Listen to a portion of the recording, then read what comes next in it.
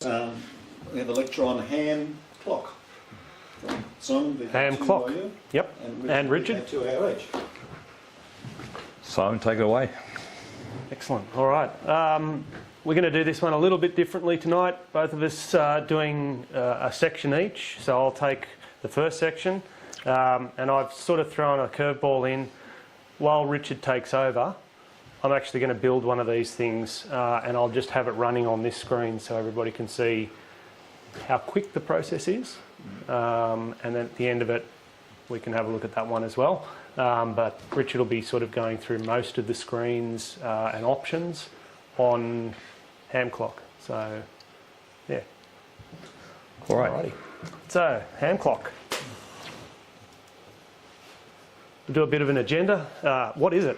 The history of it, both around hardware and software. The requirements for installing it. There's a couple of different modes of operation, so there's a couple of decision points that you need to make when you're setting it up initially. Configuration, which Richard will sort of go through a lot of that, and then an overview of the features, which there are many, and a demo of using it practically.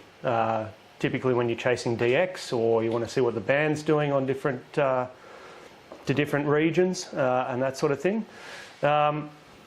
Building your own. As I said, I'll start the demo off on my machine. I'll hand it over to Richard. He'll take over the slide deck. And then at the end we'll have some questions. What we might also look at doing is, if there's enough interest in it, we'll look at holding a night to actually assist anybody who wants to build one themselves to put it all together. So that's where we'll go. So what is it? I'm not even going to try to do a better job than the author has done himself, Elwood Downey. HamClock is a kiosk-style application that provides real-time space weather, radio propagation models, operating events and other information particularly useful to the radio amateur. So I think that's a very good summary of the platform. The requirements to run it, basically something that can run Linux. Very many different sorts of Linux platforms these days. You can run it on a PC, laptop, desktop. You can run it virtually. What we'll be talking about tonight and focusing on is running it on a Raspberry Pi. It's probably the simplest and most portable, convenient type of installation. Some of the other ones can have some interesting little paths and technicalities to them. Obviously, because it's providing you with real-time information, it's going to need an internet connection, as is everything these days. So, Linux-based hardware, virtual environment, PC, Raspberry Pi. I think we've got 2 slides there. If anybody's played with Docker, Docker is a way to containerize applications or small web socket type applications. Can be run on top of a Windows box like this one, on Linux. Can even be run on some of the network storage arrays that you can buy these days. So very versatile. So, as I mentioned, modes of operation. There's a couple of different modes when you first plan to install this. You can run in what's called a headless mode, which is essentially you'll be running basically just a web page. So this thing, after you set it up, will sit in the corner with a power supply attached to it, connected to your Wi-Fi, and you'll simply just use your computer to remote to this and hit a web page, and then you'll see the information on it. If you want to do it standalone, again, you could have something like this plugged into a display like that, and you'll run the information directly to the display from the Raspberry Pi. Entirely up to you how you want to run it. I run it at home in headless mode, just so I can access it from any machine in the house. I can be sitting up in the living room, bring it up on the TV in a web browser, look at it on the phone, look at it wherever you want. So I find that more convenient. And the cost of putting it on something like that, I guess, I think, Richard, you did some costing. $26. $26. So I said approximately $30, $26. So pretty cheap. It takes, installing the operating system plus HamClock probably take you about half an hour. So not long at all.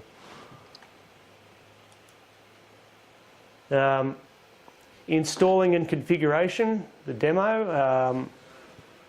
I'll do this as Richard takes over in the next few slides. I'm going to run it on this screen here, so I'll do it from start to finish. I'll grab a new SD card. I'm going to put the Raspberry Pi operating system onto it. Then I'll remote connect to the device from my keyboard here, and then I'll install HamClock. And then eventually get to a point, I'll switch to a browser and connect to that, and away we go. Hopefully, be able to do it in the time that you'll be able to talk. He sprung that I did, full yeah. diversion on me this evening. I'm convinced after doing the dry run on the weekend, he probably thought I'd better keep these guys amused with something while Richard's talking. So that's where we went with that. But Well, anyway. otherwise I only get to do 5 slides. So All right, let's jump into the next section here, and I'll just duplicate my screen so we can sort of see here. Look, I mean, the reality is HamClock, I think, is a tremendous addition to anybody's shack. You know, if you really want to get involved in solar propagations, understanding what's happening with the sun, understanding what's happening with the moon, various satellites and bits and pieces, you can. There's a lot of information in there, and I'll go through that this evening. But if nothing else, it at least looks pretty cool. Sitting there in the shack, I mean, you have a live, as well. So here, world map with the grey line moving constantly across it. And on top of that, we're going to superimpose a range of tools, a range of information that really does make working HF certainly a hell of a lot more exciting. It gives you another dimension, and I found that as I've used it, I find more and more about it that just really excites me in terms of really adding to my understanding of what's happening with the ionosphere at this particular point in time. And that's I guess, is my area of interest. I can't recommend the use of the Raspberry Pi 2W. If I float around there, thanks. It's probably, I think, the best solution that you could get if you wanted to do it. Because it is so inexpensive, it's so innocuous in terms of just being able to tuck it behind something somewhere in the shack, plugged into a USB power outlet, and it's so inexpensive to be able to do that. I mean, the reality is, I mean, this is my setup here at home at the moment. I actually have my 3 computer screens here. They're just running off this little nut computer here. That's just one computer running all 3, and I just designate one of the screens to a web browser so that I can have that HamClock. In fact, I can position HamClock on any one of these screens. That's the advantage of running the headless mode and accessing it via a browser. I said relatively inexpensive, but the reality is the cheapest solution is the one if you manage to find some hardware that you've got sitting around home that you're not using. So any of the old Raspberry Pis and so forth will work.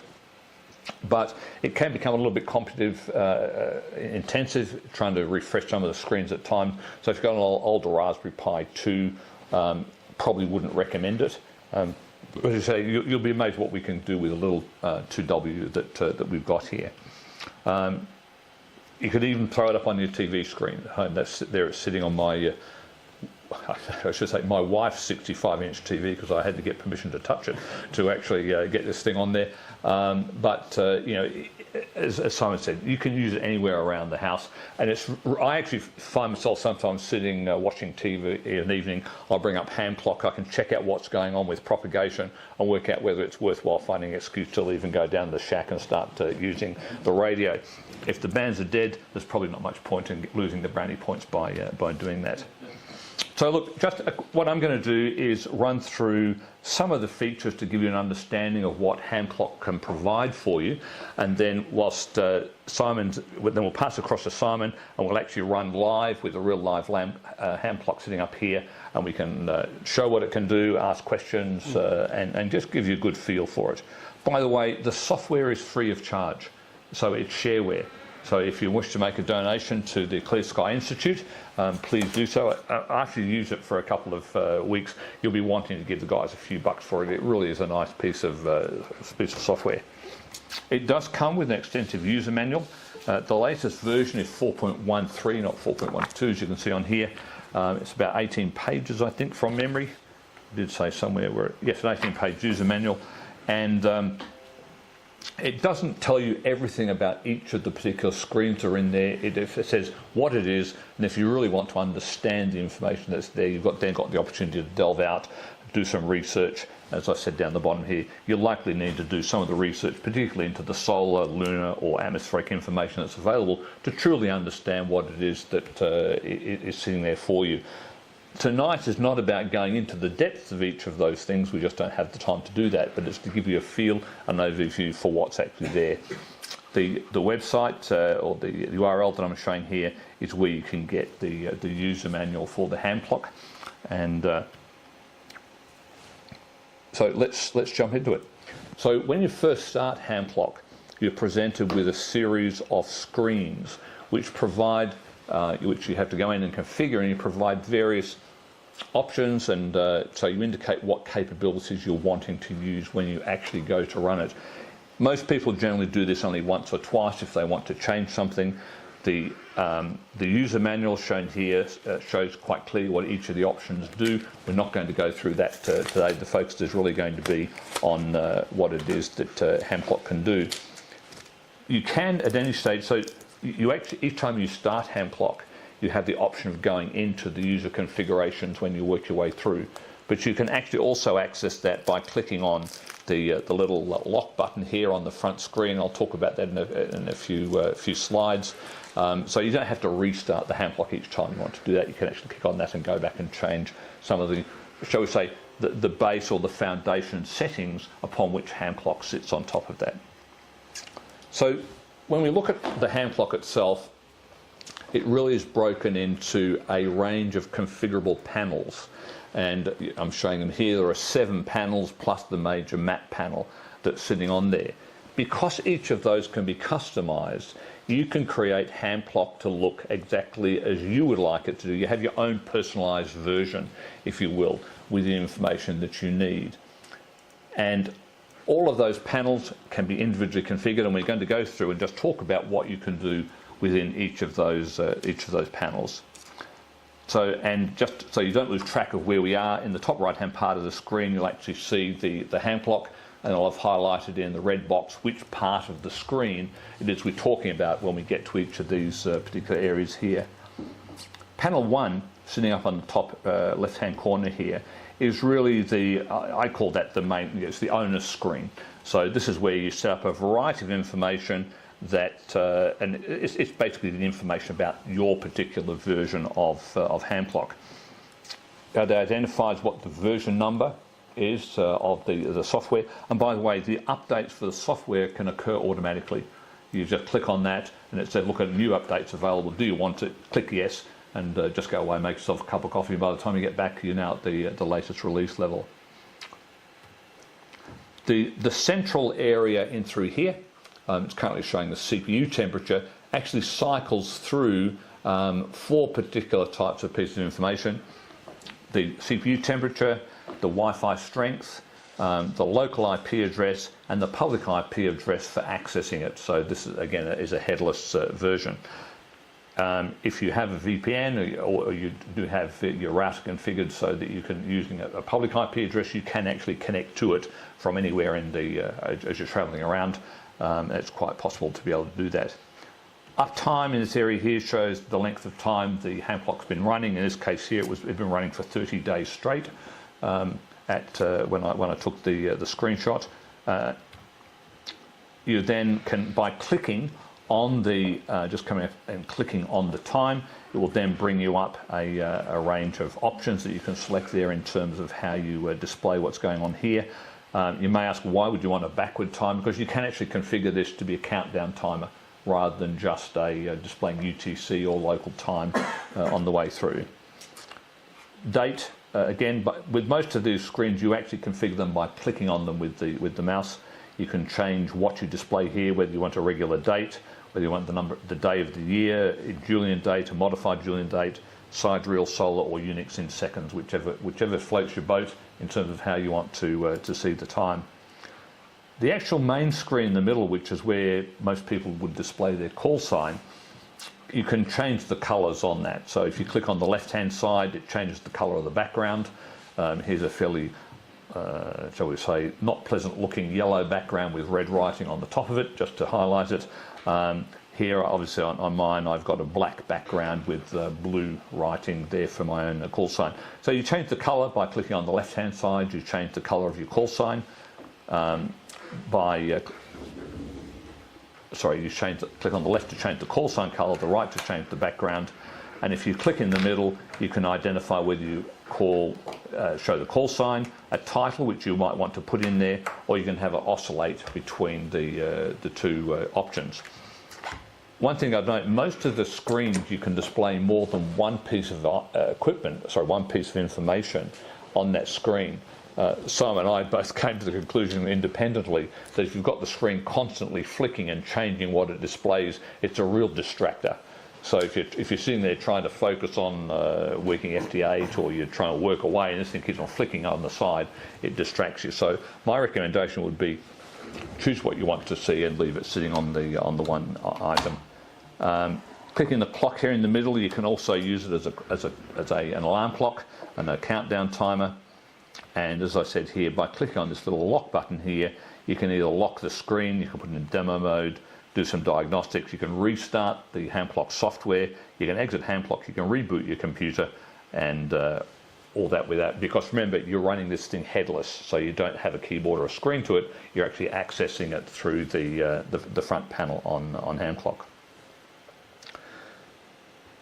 If you're wanting to use it, as I do, as an aid to HF propagation and DX contacts, it really is important that you take the time to understand what the DE panel, this is. As you would in Morse code, this is VK2ARH, and the DX panel. So we'll talk about the DE one first. This is the panel that you see up here on the left-hand side, and it's where you actually set your location, because all of the propagation predictions and details around what's coming in your grid for spots is built around what's at your location.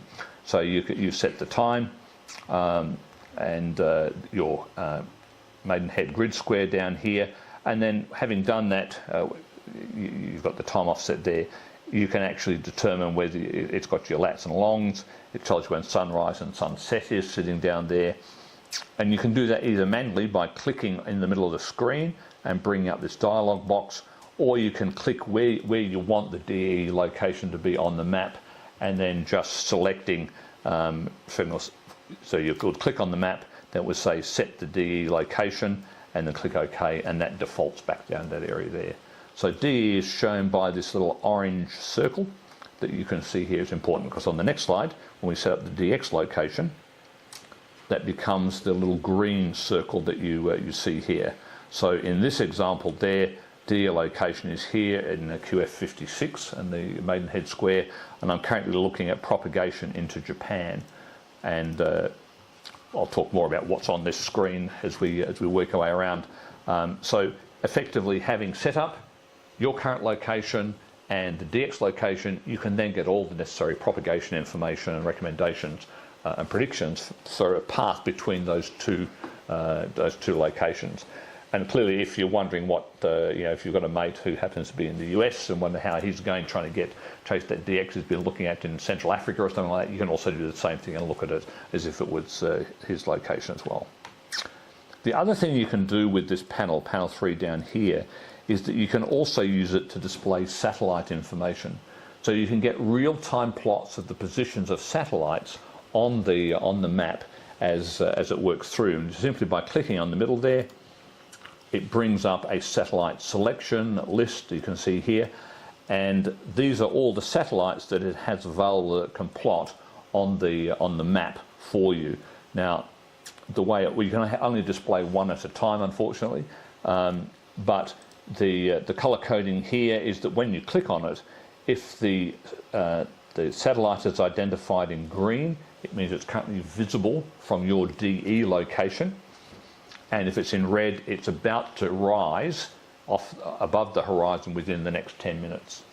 And when you've done that, you can see here, I'm showing this is the location of the International Space Station. When this was clicked, that's where the International Space Station is.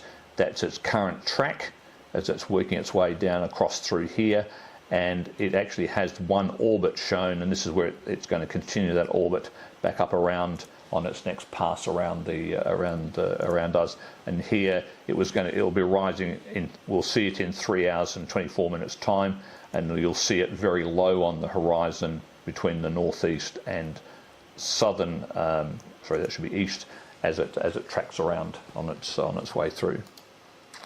Oh, so it's going to say satellite rise information. There's the satellite location. That's the ground track for one future orbit, and the concentric circles are where the satellite is on the horizon at 30 or 60 degrees. So clearly, if it's going to pass directly overhead, this is going to track straight over Sydney as it works its way through there. So it's handy to know that. I mean, that is, of course, if you want to receive something from one of the satellites, or if you just want it there because it looks pretty cool, whichever way you want to do it. The middle panels here, panels 4 to 6, provide an array of information, and I've just clipped out the 3 panels here, and you can see here, if you click on the center of any of those panels, you'll get a series of options that are available to you for that particular panel. Auroral prediction mix, auroral predictions, BZBT, I've got no idea what that is without looking it up, and you see all this information that's here. The manual basically provides an overview of what each of those options are. If you choose an option in one panel, that option then becomes unavailable in the other 2 panels. If on one panel you choose more than one option, it will rotate from that display to another display based upon the rotation interval that you set in the setup screen, whether it's 15 seconds, 30 seconds, I can't even remember what the maximum period is, but it's of that order, 15 seconds, 30 seconds, a minute, where it will actually change the information that's there. The manual itself provides a good overview of the options that are available for you to display in each of those 3 panels. I'd like to tell you that I know and understand every one of those options and what they mean, but I don't. Don't worry, I don't either. And I suspect, when you get into it, you suddenly start to realise how little you know about so much that goes on in this world. But at least you've got a window to it there, where if you do have an interest in that particular aspect, you can go and take a look. But I do want to talk about some of the things that I use and how I use them for HF prediction, and that I find particularly useful. The 2 that I really enjoy using the most are the VOACAP predictions here, and also the spots, and I'll talk to you about how I tend to use those. VOACAP stands for Voice of America Coverage Area Prediction. It's a piece of software that the Voice America, which was a Christian radio station, developed to enable them to more accurately plan and forecast when they would be able to get transmissions into various parts of the world. It is a prediction, but the way it works, that having set up your DX and DE location, you're presented with a grid that's shown here. Now, looking at that here, I think I'm missing one state for my worked all states on FT8 low power, which is Delaware. Now, if you don't know where Delaware is, it's right on the east coast of America. It seems to me like there must be only 10 radio amateurs that ever get on the air at any one time. It's very hard, so I constantly keep an eye on what's going on in Delaware. But so this chart here gives me I'll just describe it to you. You can see the various bands, 10, 12, 15, down through to 80 metres on the left-hand side. Running across here is a time frame, And effectively the way it works is the current vertical column is the current time, and then these are hourly intervals as you work forward for the next 24 hours. So, and the colour coding, for example, let's just look at the top here. It says right now on 10 metres you have a greater than 66% chance of being able to have a workable path between those two locations using the parameters that you've put down the bottom here. So here's the parameters: 10 watts on FT8 with a takeoff angle greater than 3, short path, and you can't change this. This is the current mean sunspot number, which is gives you sort of an indication of the relative amount of solar activity that's taking place and likely to impact the ionosphere. Of course, you can change this. So if you click on, if you were to go to the screen, click on here, you get a dialog box which would enable you to select anywhere from 1 to a kilowatt. And when you change those inputs to this predictor, it will actually change the percentage likelihood of making it between those two locations. So it's you know, in a nutshell, you can see here that this must have been a really good day for transmission. You know, it's up all day here, and then it starts to fade off, drops to less than 66%, but more than 33. You've only got a 33% chance of making it here at this point, and then according to them, it's going to be a black spot through this particular period at that frequency. So it's really handy if you say, well, look, I really want to get that station. You have a look at the predictions for the day. You can see when they're most likely to be available, and that doesn't mean, of course, you're not going to get them outside of that. It is a prediction. But it certainly is a very handy piece of thing to look for. The other thing that I tend to work it with is the, I'm sorry, just going on, there's a couple more slides here that show what else you can do with that. You see this little blue dot here. There's shall we say, there's a zone on the right-hand side all the way running down here, and also on the left-hand side. If you click this here, you can see this is for takeoff angle, and this is for reliability. So by clicking this here on next to the 20 metre band, I get overlaid on top of the world map these shaded areas, which are the takeoff angle for my location and what coverage I'm likely to get on 20 metres around the world at that particular takeoff angle. So you can see here that obviously the blue means I've got Buckley's chance of being able to get there. And then it becomes the chances are a little bit higher as it works its way across like that. So you can actually start to see here the ionospheric bounces that they've worked through on the and if you change the takeoff angle, you're going to get much more coverage lower down. If you bring it back up, so you're going to get more long distance coverage than you would if you have a high takeoff angle, because it's going to bounce up and back down. Make sense? There's a couple of inquisitive, curious looking face around there say, I'm not sure Richard really knows what he's talking about, or if he does, I'm not going to say anything because then it might look like I don't. Sorry, the DX location is Delaware. No, this is in every direction from your location. So the DE location is QF 56 here, and it's effectively saying, okay, on 20 metres, this is what the likelihood of you being able to get into those areas are. With a takeoff angle that you've at these takeoff angles. Make sense? So where do all those individual lines come from? Okay, so that's coming up on the next slide. Poor slide planning on the way through. I should have explained that. It can get quite busy. and we'll show you that here. 2 more slides and I'll explain that to you, Phil. And this is, for example, the other side there where we do the reliability. So, for example, it's saying that on 20 metres right now, what is the reliability of communications on 20 metres around the world? And it's showing you here. So it says, look, you've got a pretty good likelihood of working any station in this area, less likelihood here, and you've got Buckley's chance as it works its way through there. Okay. Green. Yeah. Green is good. Green is good. I mean, green says you've got a greater than 66% chance of actually having a QSO with someone in that location. Again, using the parameters that are down here. And it's interesting to see how the propagated prediction varies depending upon the what mode you're using, how much power you're using, what your takeoff angle is. And when you start to think about what's actually happening in the ionosphere, it all suddenly starts making sense. And I get very excited about it, so I'll try and hold my enthusiasm for now. But you know, it's a great little tool. It's there for you. The other thing, and this is what you were asking about, Phil, was the live spots. And this panel, if you select the live spots in that particular area there, will actually, you can choose whether, well, I'll describe how I've got it set up here at the moment. So this is set up for who in QF56 is hearing what. So, and this is what's being reported by PSK Reporter by this location for the entire grid by count. And this is in the last 15 minutes, and these are the bands that I'm looking at.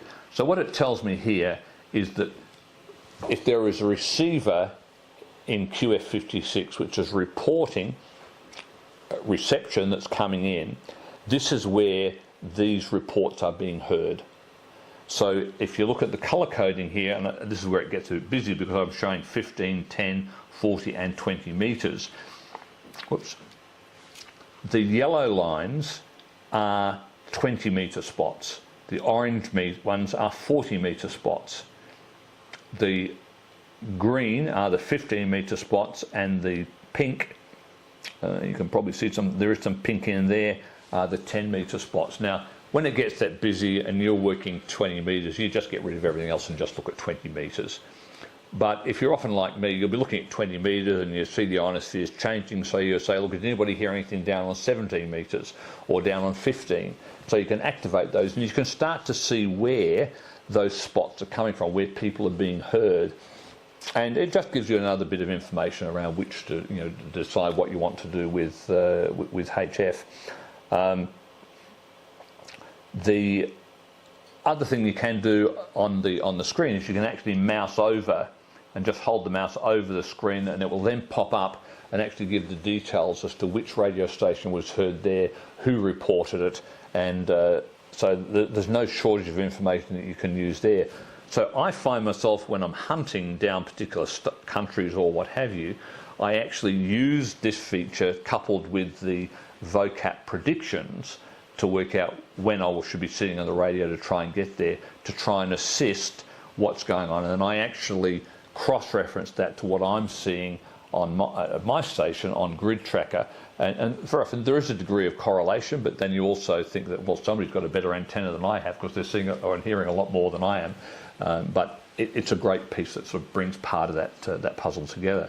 So the VOACAP is just based on theory then? What Yes. It should be, Yes. whereas this is showing what is happening.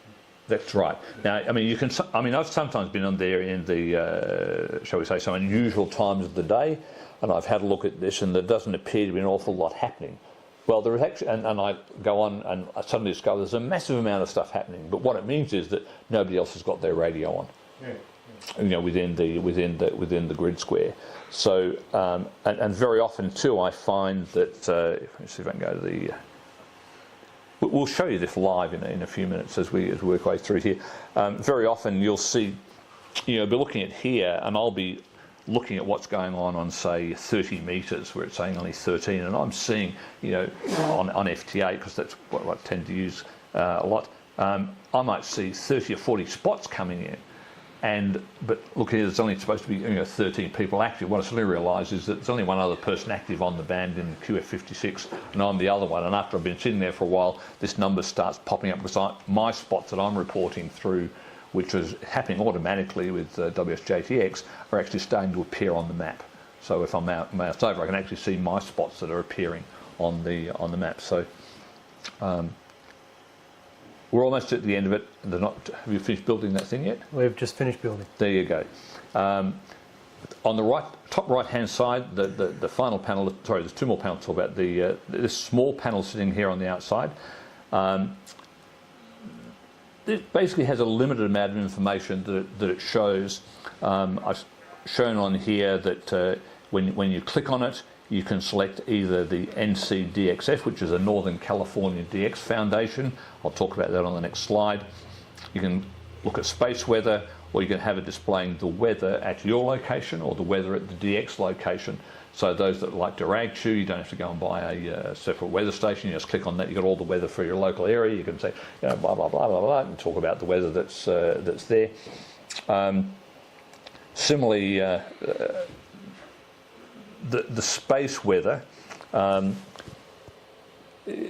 can't talk too much of that other than saying with a high degree of authority that when you click it on, and if you can select what you want, you can see you have the sunspot number, the solar flux index, the solar X-ray levels, and the planetary K index. And of course, you're going to ask me what the planetary K index, aren't you, Brian? Well, funny you should ask that. I actually had to look it up this afternoon, and there it is there. So I'm not going to read that out, but it should do with the geomagnetic activity around the area. But there is also you can select which of those four you want to display. You can add solar winds to it, the DRAP, the D-region absorption predictions, the interplanetary magnetic field strength, and space weather scales, and also the auroral prediction index, which is pretty cool if you want to try and track down one of the auroras and have a look at it, so you can see it. But a fair bit of information there.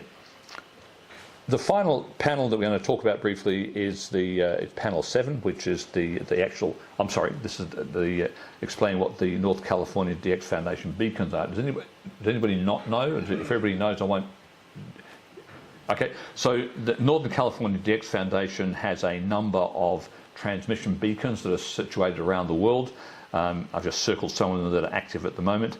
They each have a transmission cycle, so they transmit on each of the 20, 17, 15, 12 and 10 metre bands. I think there's maybe a couple of others there as well.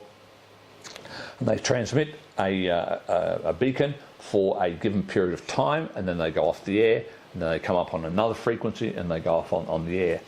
Now, of course, you've got to look up and see what frequency they're transmitting on at which time from which location, because and then you would tune your receiver to a particular location if you wanted to, and you'd know whether or not the propagation was working between those two locations.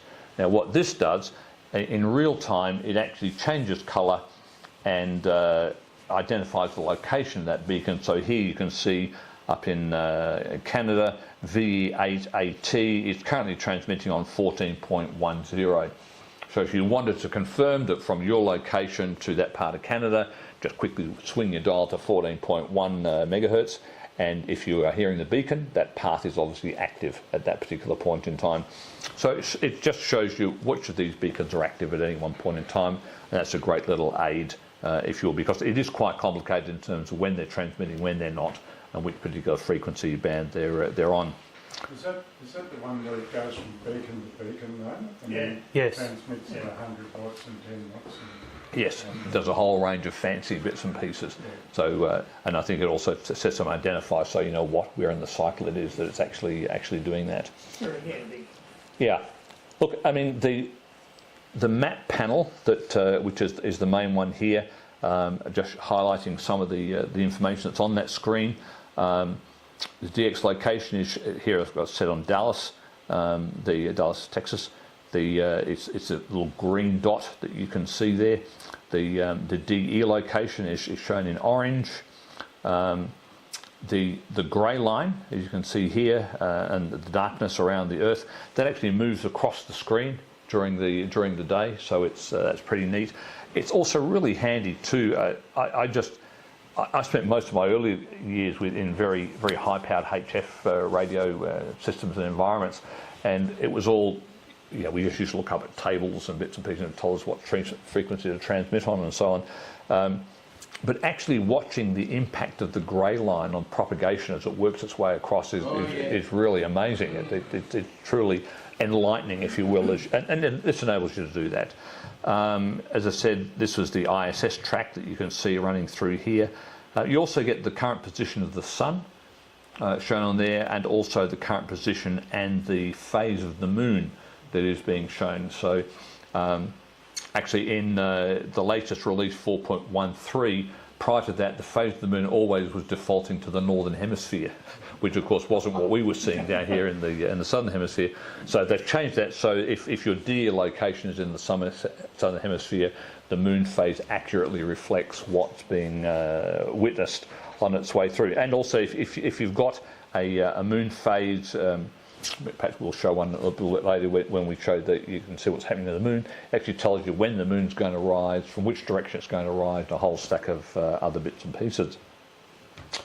in terms, if you thought that wasn't enough, there's no end of, well, there is an end, but there's quite an array of map styles and views that are available, as you can see here. If we look at the styles, this is a terrain map that you can see up here. This is maximum usable frequency in real time. So this is showing you the from your current DE location. This is showing you the maximum usable frequency that's available to you to get a signal into another part of the world in real time. So that's based off by the way, you probably imagine you've got this front panel and it's accessing server information that's all around the globe that's actually providing this information. So this is a real-time maximum usable frequency situation. You could choose the maximum usable frequency according to VOACAP, which is a prediction, and as opposed to the actual one. Whoops, back up. This is an auroral prediction here, so you can see this is where it's predicting with the degree of probability that the auroras will be occurring throughout the globe at the moment. If you want to, you can populate the whole barometric pressure map for the whole wide world and overlaid with temperature as well at the same time. And for those that are fascinated by DRAPs, D-layer absorption predictions, you also can get that information shown there as well. If you go down, you can also see there are different types of projections. You can either have Mercator, Azimuth 1, or a Robinson projection of the globe, depending on how you wish to see it within the map. And you can also determine what type of grid you want to overlay around it. So this is the Maidenhead grid squares. You can have it display CQ zones, ITU zones, longitude and latitude, whatever you like on the way through. So I think you're getting the idea that it's quite a flexible piece of software, and there's some really great stuff that's sitting in there. As I said, you can actually configure it how you like to view the world or how you like to view the information. This is I currently took that screenshot this afternoon, and as you can see here, at that point in time, 20 metres into North America was quite active. A little bit of 15 and 10 metre activity coming in from Central Asia, and also not a lot coming in from Europe, certainly a smattering of stuff through on 20 metres. The other thing, of course, is you can see here I'm highlighting all the city lights. So as the night moves along, all the cities start to glow on the way through. Well, that's as I do it. So I think it's time we pass back to Simon to show you what he's built and actually see it in live use. So, Simon?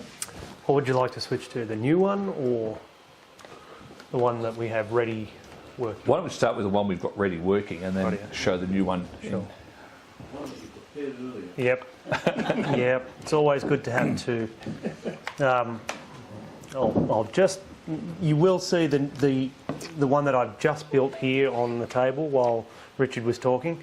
This is the initial setup screen. What we'll do is we'll go to our other one, which I will just figure out which IP address we have.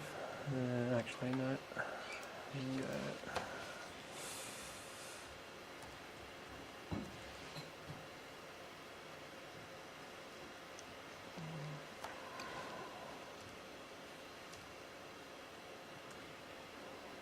Is there anyone in this room that has never done any FT8 or BSK31? Yeah? Because I would have found if I hadn't done it, I wouldn't understand those lines across the globe. And it's probably worth mentioning when you go into FT8, there's a box that you check that allows you to become I suppose you'd call it a receiver that links to the internet, so that when I transmit and everyone else has got that box checked, it puts it on a PSK recorder as they've heard me, right? And when you hover over the top of it, it'll give the call sign and the distance from Sydney and the direction and all that sort of stuff on a little box on PSK recorder. And it's absolutely fantastic. So I'm assuming that this program links and just watches PSK reporter. Am I right? Yeah. That's what he's just shown there. I think he's moused over a spot. Yeah.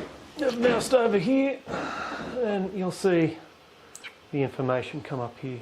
Yeah. Virtually everybody checks that box when you set up FT8 or PSK31. You put in your grid reference, you put QF56, which is broadly speaking northern Sydney. Your call sign, etc., and you check that you will link to PSK reporter. And if everyone in the world does that, all you've got to do is put out a CQ. You don't even have to have a QSO. And all these little lights light up around the globe for everyone that hears you. And when I get on of an afternoon after lunch, on 15 metres I get on, North America is just absolutely lights up. And there's one guy in the Azores that hears me every day. Yeah.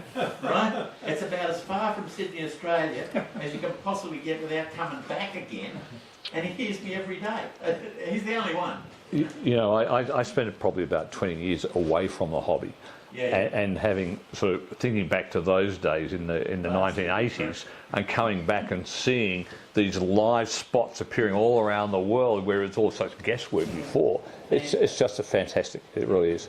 Anyway, Simon, just show us what we got. Where will we go first? Let's as we're talking about the spots, I mean, you can see Simon's moving around there with the he's just moused over a spot that's there, and in the left-hand corner of the map, top left-hand corner, you can see there that that KA9 SOG EN52LH and a shortwave listener. I'm not sure what the sequence of those is. I'm not used to seeing that many people. Like, it's probably have all been heard on. What have you got your live spot set for, Simon? Can you just click in the middle? And I was trying to see what the. That's it. So by the DE in this grid, the count PSK report at 15 minutes. Let's cut back a couple of bands.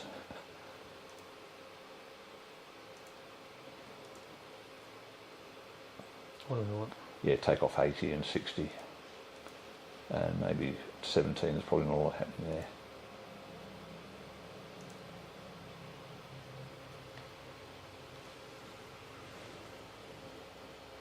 So, I mean, that drops a few of them out, but look, you can see there, just looking at the colours, you can see where, this is people that are being heard here in Sydney right now. You can see that North America's coming in on both 20 and 40 metres. Europe's coming in on 20. We've got 40 metres going up into Asia. A little bit of activity on 10 metres into China. That's the pink. The yellow is 20 metres. The orange is 40. The green is 15. The 12 is 12 metres.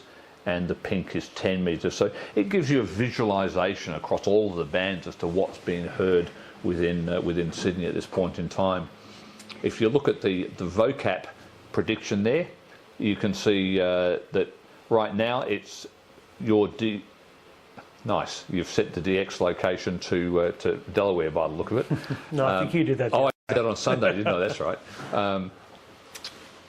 So I've only got if I'm trying to find somebody in Delaware, I've only got a very small window to be able to do that, and right now it looks really good, except for the fact that you can see there it's with the.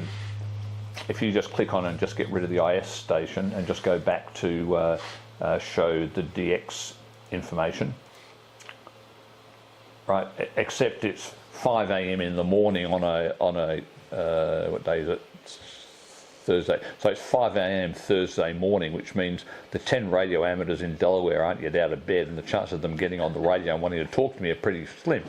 And what's more, I'm about to lose them in a couple of hours, so It's Wednesday morning. Yeah, it's Wednesday. Oh yeah, it's Wednesday, right? I went the wrong way. We're ahead of most of the world. Yeah, I just lived in the US for 7 years. You think I know how to do it, wouldn't you? But you know, that's what you're seeing there. You can see the International Space Station is currently over the middle of the Indian Ocean, and it's tracking down toward us.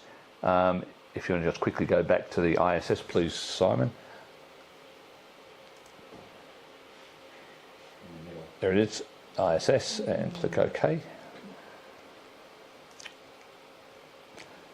Has it got a repeater on it? Is that what we're interested in? I'm sorry? Why are we interested in the space station? Because it transmits, so you can actually receive signals. They've got CCTV coming down, so that it goes over. If you want to track it and point it down, you've got a chance of bringing a slow scan TV, or if you want to get outside and have a look at it and see it when it goes across. But you're not going to have much luck on this pass. You can see over here, it's due to rise in 16 minutes, but it's going to be way low down on the horizon. So unless you're sitting on top of a hill, and it's going to track across the horizon fairly low as well. So look, just another piece of interesting kit that's there. Also, you can see on the top right-hand corner the Northern California DX Foundation stuff.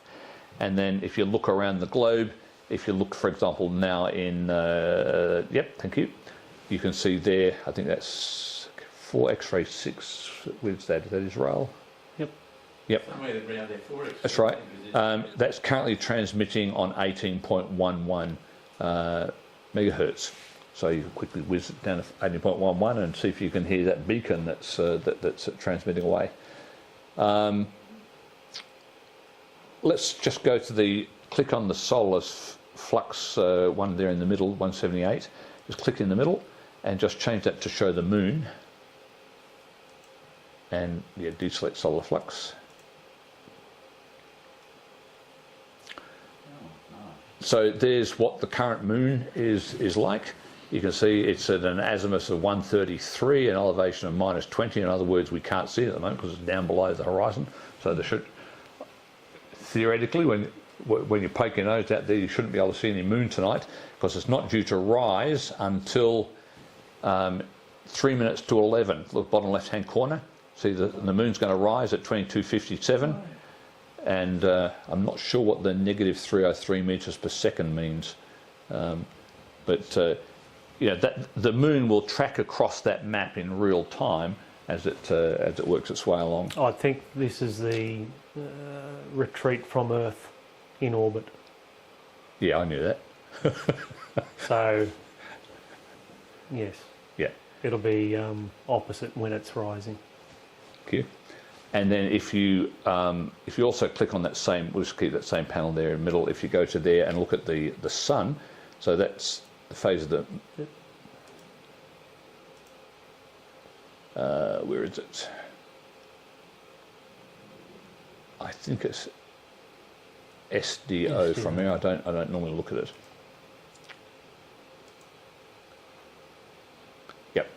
So that's what the current sun looks like, and it marks the current sunspots that are taking place on the sun on its way around. So look, I think unless anybody wants to see anything in particular, sorry, let's have a look at the one you just built. Sure.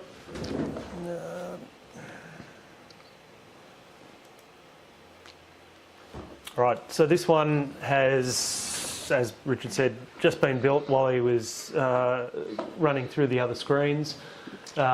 This is the first time it's been run, so after it's been installed and you set it in motion, this is the first screen that you get presented with when you connect to the web page. So essentially what it's asking for is a bit of information about who you are, where you are, and that sort of thing, and then it can start building the web pages and displaying them correctly. We'll just type this one in. We'll make it the same. VK. Yeah, that'd help, wouldn't it?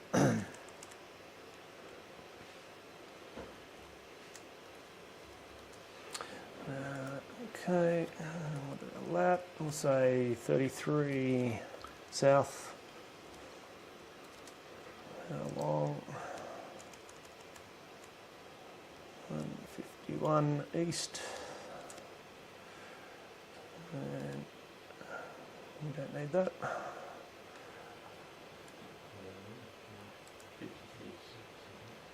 We're not going to bother about cluster. Now, we'll talk about it briefly. You can use this to control a rotator. You can use it to have lights flashing to say the satellite you're looking at just about to come into view to draw your attention to it. You can use it to activate an on-air flag, an on-air light for your shack when you press the talk button. You can do all sorts of bits and pieces with it. You got that list there? Yeah. There we go. So does it make you coffee? Look, because it's a Raspberry Pi, I'm sure there's a little unused I/O port that you could trigger a coffee machine to start. Yeah, just. Someone's put a lot of time into that program. Someone's got too much spare time. They've made it free. It's not the capitalist system that we know and love. And it's been around for, when was it? 2018. Is it really? Yeah. Good, isn't it? Yeah. Nobody bought it. They didn't have to. No, look, I think. The big boys. I mean, today was about not trying to turn you into an expert in solar propagation and solar impact, all those sort of things. It was to highlight HamClock, identify how easy it is to use and put in the shack. You can't beat it for the price, and I'd encourage you, if you do set up, send the guy a few bucks by way of a donation or something for the work and effort that's gone into this. But we'll keep on going here. We'll finish it up, but. So and I did offer to look, if anybody wants to set one up, they'd like to get a Raspberry Pi 20W or something and take one home and run it. It literally is that all that stuff that you're just showing there is running on this. Whoops, on that little piece of board sitting there, and it's just plugged into a USB. Oh, sorry, that one. Well, No, that's the one you just built. Yep, that was the one we just built. And if you've got a spare USB port sitting somewhere in your shack, you can just plug that thing in and just runs in the background. Mine there was running for 30 days before I think my granddaughter pulled the plug out, and it's there. That's it. So if you're going to run it on a laptop, you'd have to put a Linux emulator, wouldn't you? You would. There's a few different ways you can do it. If you're running Windows, like this one, there is an add-on that you can install called Windows Subsystem for Linux, and it's a Microsoft plugin. Basically gives you a Ubuntu shell, and then you can install an application on top of that. Okay. Very easy. There's a few little tricks around it, just in terms of graphics and that sort of thing, but as I said to Richard, I used it as a test at work the other day for something different that I was working on, and it took me about maybe 15 minutes. So really not difficult at all. If you've got a spare laptop, you can just put Linux on it. Yep. Put the Windows away and put Linux on it. Yep. Easy. You want it to run on Windows? No. Not natively, no. So this is the one that he's just built. It's now been running for 1 minute and 7 seconds. You can see in the top left-hand corner. That's actually showing the country display as opposed to the terrain display on the map. We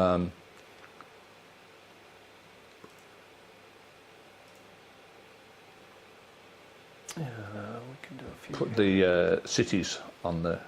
Kids want to play computer games, and they can play with it. Geez, it must be drawing on a lot of different servers around the world. It's matching the energy that's being consumed.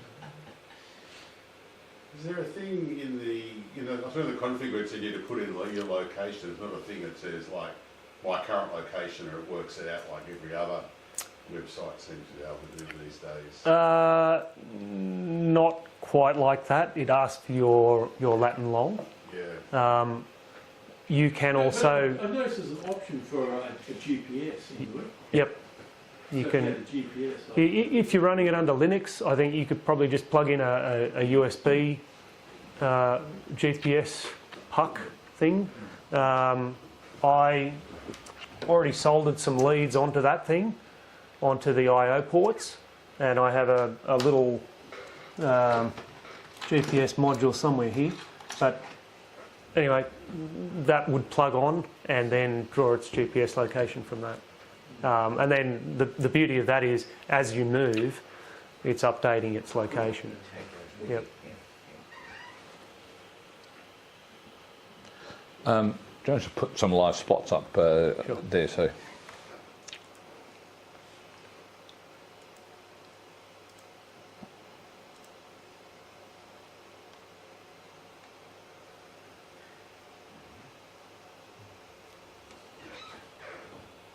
be quick to update.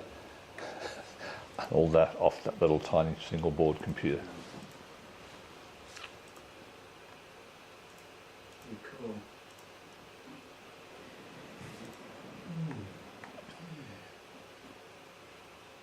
I mean, look, we can sit around and answer questions or come up or whatever it is, rather than sort of continue on any further, unless there's something you want to show, Simon.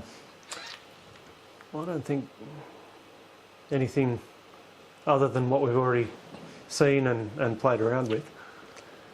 Look, I hope if nothing else, that's at least given you some broad understanding of what you can do with this amazing piece of software. Every shack should have one. Thanks very much, guys. That's spectacular, isn't it? That software? Yeah, I think It really is.